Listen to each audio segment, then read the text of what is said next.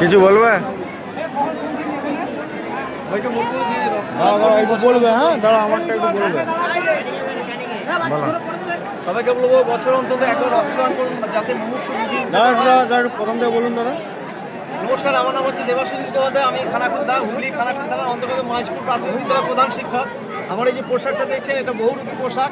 এই বহুরূপী পোশাকের ক্যারেক্টার নাম হচ্ছে গোলাপ সুন্দরী। আমি এই বহুরূপী পোশাক পরে আমি বিভিন্ন খেলায়, মেলায়, বিভিন্ন জায়গায় ছুটির দিনগুলো বা বিভিন্ন সময় ছুটি নিয়ে আমি প্রচারে যাই।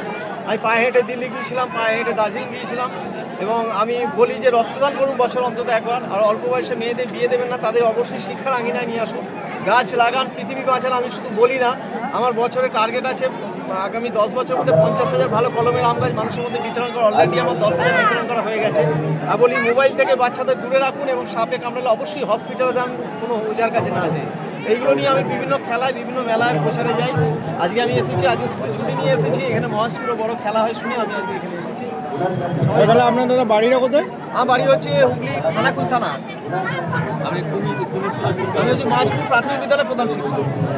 এটা হচ্ছে আমার বহুরূপী পোশাক। আচ্ছা, থ্যাংক ইউ স্যার।